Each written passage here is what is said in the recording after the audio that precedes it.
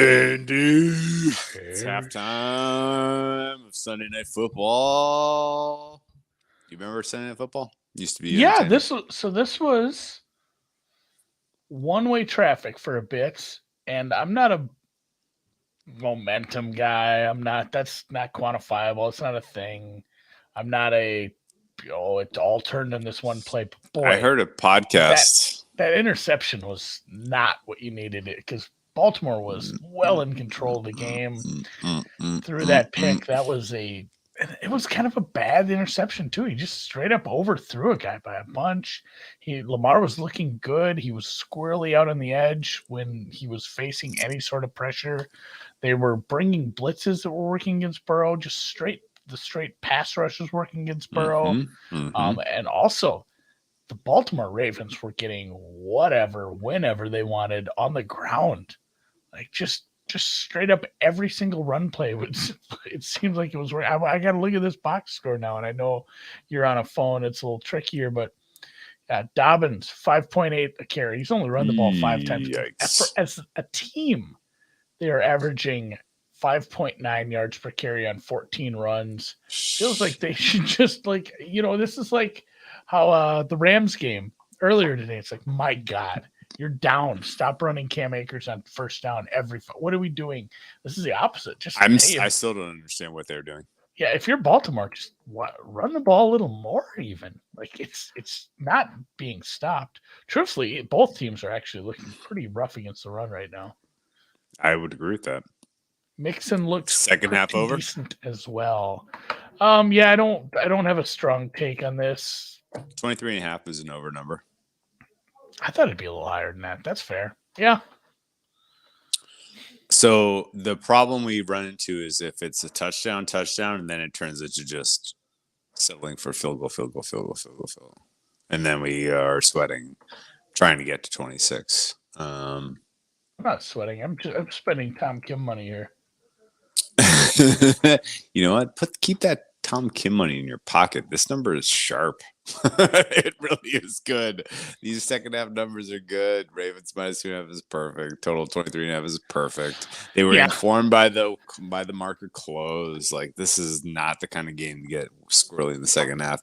Anaruma as the D coordinator for the Bengals, the only guy that I'm like really willing to go to the well in terms of his adjustments and what he gets out of his group in the second half. So maybe the Bengals defense can keep the Ravens with their second half struggles. Like, that's been a theme so far this year. He would be the guy to exercise that, I guess. Who gets the ball first? Oh, that is a hell of a question because I was not watching. I was not watching because we were doing our show. We were on the air. The Bengals began with the ball, so the Ravens will start with the ball.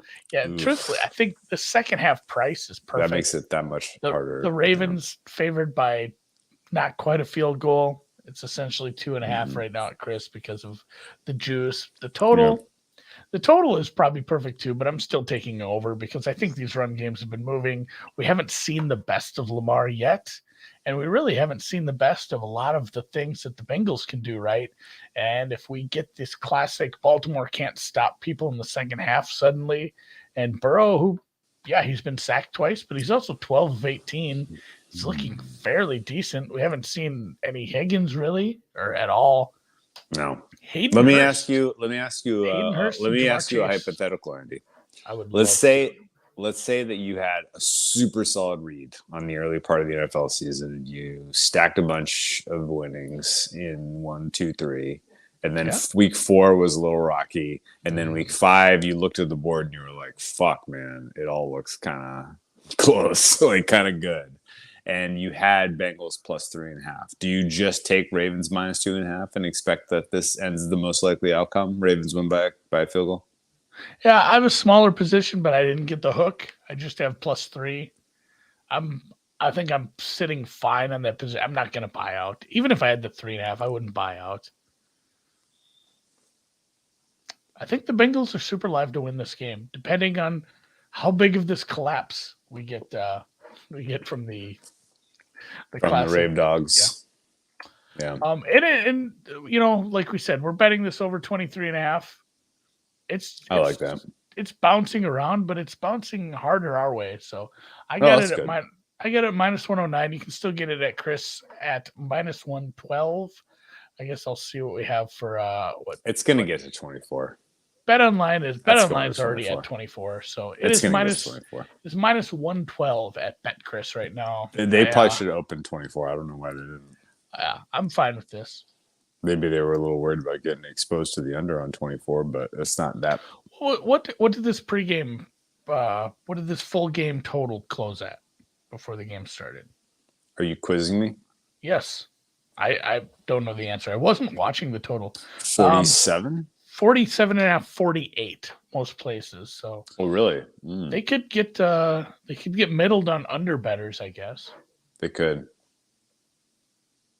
That's why you don't know. Dan says over 23 and a half, Dan. Over 23 and a half is a bet. Yeah, and a lot of people are saying 47 and a half. It looks like Bookmaker closed 48. Oh, wow. Over under 48, but heavier juice to the under. It was minus 116 to the under. So essentially 47 and a half was your closer. They were basically just writing free bets to anyone that was willing to fire it over at close. Yeah. on a standalone game. Yeah, which is what I would do if I was booking. I would have booked that as well. We're led to believe that Higgins will be part of this game plan. I don't know if we see some of that. That would be nice. He was targeted once, right? Have you seen the fun fact? I don't know if it's a super fun fact, but kind of a fun fact considering the 2018 NFL draft. Hayden Hurst, you remember where he was picked? He was the top tight end taken that draft. He was your top tight end taken. Round 1. Round 23rd pick before 20. That's the fun part. He was taken before Lamar Jackson, right? Yeah, he was taken by the Baltimore Ravens before Lamar. Oh my God, that's out. Right. Oh my God, he was taken 25th. And Calvin Ridley, degenerate gambler, Rashad Penny. Sorry, I don't want to talk shit about him. He got hurt bad today. Oh, did he? Tibia. Terrell Edmonds. Oh, really? I missed that. Yeah, he broke his tibia. Yeah, it looked like it. They said it was a broken leg now. So. Oh, fuck. Terrell Edmonds, not a terrible pick. Taven Bryan. Never heard of him. Not super familiar with his work. Mike Hughes, Vikings. He's bounced around a little. Sony Michel was taken. Also bounced around a little. Yeah. And although Super Jackson. Bowl, I think 2-time Super Bowl champion, Sony Michel. He's got 2 rings. Yep. There it is. One Max pointed out tibia. 48 weeks. Oh, fuck. 48 weeks is a long time. Sony Michel won a Super Bowl ring with the Patriots and the Rams. Now, here's the thing. You know who was taken 3 picks later? Nick Chubb. Great value second-round pick. And then much better than Sony Michel. Shaquille Leonard was taken several picks. What a little stretch there. Will Hernandez, Cortland Sutton, Aaron Landry. Oh. Good players. These guys are good players. These are some good players. 2018 draft had some. You know who was also taken in this draft? Round 2 by the Ravens. The Ravens picked 2 tight ends. Hurst in the first and Andrews in the third. Amazing. Jesus. And they're the better player they stuck with, and they shipped Hurst to Atlanta and then on to Cincy. This is the Hurst revenge. Actually, you know what? I thought our guy Noops got screwed. Of course, primetime game. Tighty whitey angle is Mark live. Andrews is very good. Mark Andrews is very good. But tough that Hayden Hurst was the second. He was the STD. I know you're up there in the cabin. Yeah, and he was the STD and not probably the FTD. Only paying attention to football. But have you watched the timeline? My timeline has been like 90% this guy's ear. In the baseball game. What? Yeah. No idea what you're talking about. Joe Musgrove. Is that a baseball player? Yeah, he's the pitcher for the Padres. And I was saying, is it gross? Is it like super gross? No, so I was saying this to Dan too. If you challenge, what's the penalty for challenging a play in the NFL and not getting it right, Drew? You lose a timeout. You lose a timeout, and obviously you can't get your bonus Charged challenge. timeout. Charged timeout gone. So in baseball, you can do it's even worse. I said you can literally just accuse another person of cheating and say he's cheating. You should throw him out of the game. Go check him, and there's no penalty for that challenge. Like I think you should lose an out in the next inning. Like Of course. Otherwise you That's it's that's worse than breaking a racket in tennis where you lose unchecked a point. aggression. Where you lose a point or a game. Yeah, you should game penalty or point penalty. Lose a full out. Shout out to Andy for Tom out Kim. Penalty. Good call by Andy. Good. Yes. Finally, Tom Kim. I haven't had an outright since Will Zalatoris before he got hurt. So hopefully I haven't cursed. What happened to Will Zalatoris? He got hurt? Yeah. Oh, that was like the last tournament he played, man. Was it Tom Brady's team? They like held him down and cut his cheekbones out and implanted him in Tom? It's crazy. He looks just like him. Scott Newman brings up a good point. In baseball, you fire up the other dugout. And Musgrove did a full he did like a full Kenny Powers at him. That's the punishment. That's the penalty. No, but after he went out and struck out the next guy, and he looked at the Mets dugout and gave him a finger sniff. Like, it was like full. Hey, can you tell me about the finger sniff salute? What's the deal with Deebo Samuel and the Niners? What's this deal with the finger sniff? Like, what's going on with that? I don't love the way. I don't love it. It's like so like thumbing your nose is like a thing. Thumbing your nose is fine, but it's like I add my finger in your ass or something. I don't know. I don't entirely get it. I don't entirely get it. Maybe it's like do you remember early on in Romeo and Juliet where he bites his thumb? Yeah. That's a thing. That's right. I bite my thumb at you, sir. Yeah, that's like a. It's a super insult in Italy in the 1600s. Yeah, way back. Do not bite your thumb at you. As told to us by the bard. Those are dueling words. Bite my thumb at you. Any other thoughts? Any other thoughts on this game? I kind of feel hit the hot tub. I kind of feel like the Bengals should be down by a Look at this. billion. How about them Cowboys? I kind of feel like the Bengals should be down by $1 billion, and they're going to lose this game. And this was an opportunity to buy out of my position, but I didn't do it. So we'll have a good laugh about that on Wednesday. These Cowboys. This is like we just keep saying. If they keep winning without Dak, like again, the Eagles got another win. It's going to be hard to keep pace with undefeated, but this is going to be the worst. What is the worst So this would be the worst wild card team I think you could probably face.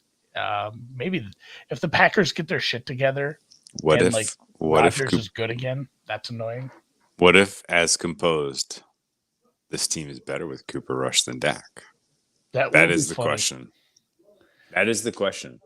It'll be funny if Dak comes back and they start losing. I've asked you that. I've asked you this, and it is not obvious to me. If Dak comes back and they lose their first 2 games with him, it's going to be amazing. It's going to be fucking amazing. I may actually watch like Skip Bayless do TV. Don't do that to yourself. Why would you do that to yourself? I'm just kidding. I'm kidding. All right. So who is the analog in the AFC? Who's the most annoying wild card team to face? Definitely the Patriots. No one wants to face Belichick in the playoffs. Yeah, situation. It depends what the quarterback situation is there. I was gonna say like a healthy Miami team kind of stinks to face too. If like Tyreek and Waddle are 100% and the quarterback situation. No, rookie coach in the playoffs. No, you're very like you don't want to face the Cowboys in the playoffs because their defense is fucking sick, and Dan Quinn, for all of his foibles, is an amazing defensive coordinator, and he's going to make your day miserable if you are relying on your offense. Oh my God! Did they just kick that out of bounds? Opening kickoff went out of bounds. You know what's good for an over? I guess that. Starting at the 40. All right. Jesus Christ! How many? that was a really legitimately bad kickoff. Here's a good one. Weird from their special teams who are usually healthy pretty good. Chargers team. That's interesting. Oh, that's pretty good too. Because hey, Andy, here's if they're clicking, who was it that brought that up? Michael. Yeah. You're not worried about that. You know why? That doesn't exist. It's like facing the Easter Bunny. It's an oxymoron. That's an oxymoron. You're not going to have to face a healthy church. What about not possible? A team with a good running game, a good pass rush, and a top 5 quarterback. This is Browns with Massage Boy. I think that means Watson. Okay, so I am sitting on some hot takes about Deshaun and his quality of play that we're going to see when he comes back. He hasn't played for a very long time. I think I want a percentage. Do the percentage thing. All right. Deshaun Watson comes back. The Browns are in a position where if he plays well down the stretch, they can make the playoffs. Obviously, they probably can't win the division, but they can make a wild card team. Performs at a top 5 level. I want is 10% for me. I want to know, what is the odds he just comes out and is horrible, like 50%, like the town turns on him horrible. Okay, it's up there. It's like 30% for me. He stinks out loud for me is 50%. Is adequate in games and is just a little bit uncomfortable is 40%, and is his old self top 5 QB is 10% for me. Yeah. I'm 50, 40, 10. For so this, this season. I'm biased well into he is not unimpressive. No. Yeah, it's so tough because he hasn't played for like a year and a half. No. Really didn't do preseason. Really didn't do camp. Has to come in cold. It's kind of dicey, I think. Although if they make the playoffs, still that means he did something. So, and yeah, that Dobbins run should have been a tackle for loss. Bikini time, girls. Party girls. All right, let's end the stream. We'll call the stream. Drew's got to hit the hot tub with. I'm already in trouble. Multiple women are heading to the hot tub. I'm already in trouble. Let's call it. Yep. Kill it. All right.